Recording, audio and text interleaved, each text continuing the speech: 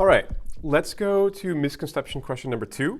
And in this question, we have a football kicker who's kicking 3 different kicks that all take a different parabolic path, right? But they all reach the same height. And the question is, which of the 3 kicks is in the air for the longest time if they all reach the same maximum height? Okay? All right, so I'm going to start here. All right, I'm going to start by writing our kinematic equation of V2 equals V1 plus AT. And I like this equation, okay, because of a couple of things. One is that it has T, and the other is that it has A, okay? So it's the simplest formula that has both T and A in it, okay? And I want A because that's one thing that I know for sure. I know that this is gravity that's acting on this ball, right? And I want T because I'm looking for time, right? Which of the 3 kicks is in the air for the longest time? So I'm solving for T, right? And I want to be specific, like the A that I know is the A in the Y dimension, right? So I got to put little subscripts of Y for all of these to remind myself that I'm dealing with just Y, okay? And so if I solve this equation for T, what do I get? Well, I get V2Y minus V1Y over A equals T, right? Over negative 9.8, essentially, right? Does that make sense? Right? So then that means that my T is just going to be V2Y. We know that the Y component at the peak always has to be what? 0, right? So this is going to be 0 minus V1Y over negative 9.8, right? Okay, so because there's a 0 here, I can basically just go ahead and get rid of this guy, right? He doesn't really exist. So it's just a negative V1Y and a negative 9.8, and they both become positive, right? But here's the thing. If these guys all go to the same height, the only thing that determines how high it goes is the speed that you kick it in the Y direction, right? Whatever that speed is in the Y direction that you're kicking it determines how high it goes. You have a low velocity, it goes low. You have a high velocity, it goes high, right? So if the fact that these are all the same height means that for each kick, this V1Y is the same. And if this V1Y is the same and 9.8 is the same for every kick, it also means the time must be the same. So this, my friends, is a trick question, okay? The answer is actually that there is none that have the longest time. They all have the same time, okay? All right. I will now move on to a projectile motion problem with a steady stream. So everything that we've done so far has involved a single particle, right? Either a football or a human cannonball or et cetera, right? Now, what happens in the case when you have a steady stream? Does anything ever change, right? Like for the example of a power or a fire hose, right? Turns out, no. It's the same exact problem. So you just do what we've been doing all along. And I almost am tempted to say, pause it and do this problem on your own. In fact, actually, I do recommend that. Pause it, do it on your own and see how it goes, and then come back to us. But if you'd like to work it with us together, let's do it. So we have this fire hose that's held near the ground at some angle theta. It shoots water at a speed of 6.5 meters per second. At what angle or angles should the nozzle point in order for the water to land 2.5 meters away? Why are there 2 different angles? And we want to sketch the 2 trajectories. Okay, so let's start by showing you this, okay? We've talked a little bit about how the maximum possible range is at 45 degrees, right? So at 45 degrees, then any object goes as far as it can possibly go, okay? Now, if I were to, let's say, do 30 degrees, right? So let's do 30 degrees instead. I'm not going to go as high. I'm not going to go as far, right? But if I do 60 degrees,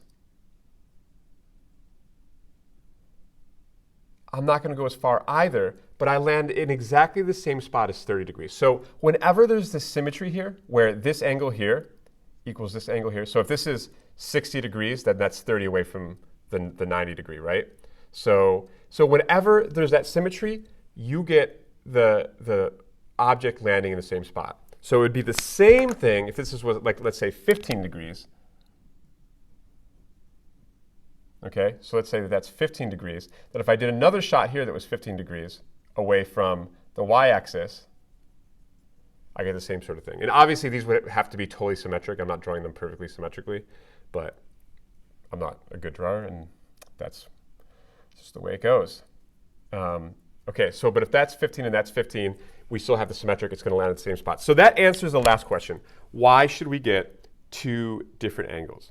OK, but now to actually find out what those angles should be, let's do a laundry list. And how many? 2.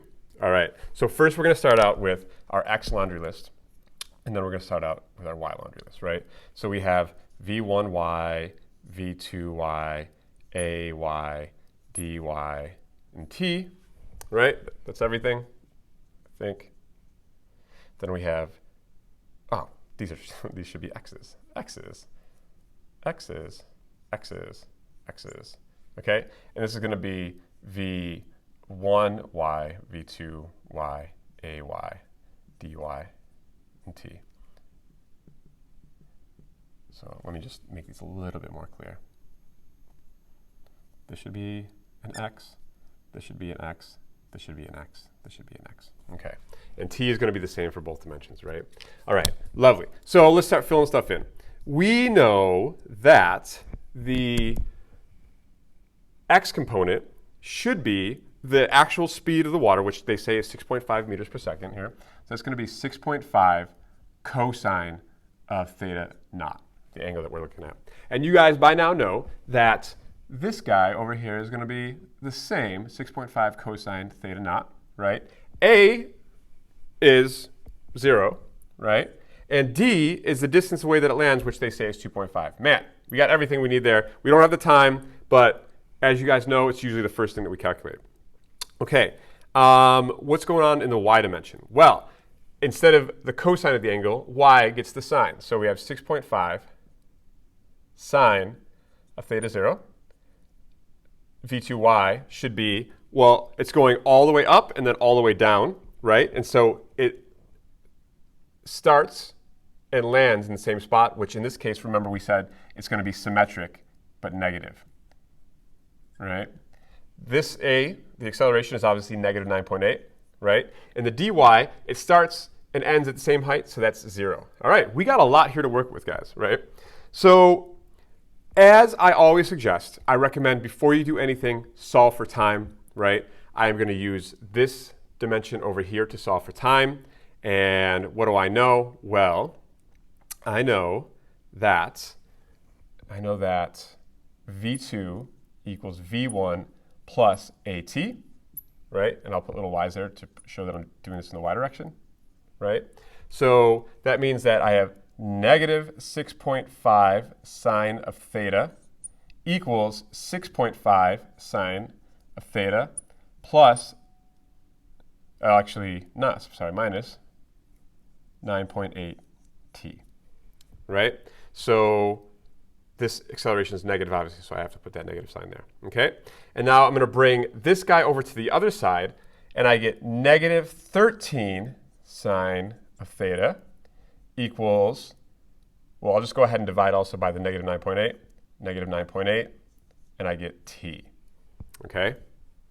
How's that? These cancel, these become positive. So now I have the time, and I could put 13 sine theta over here divided by 9.8. Okay?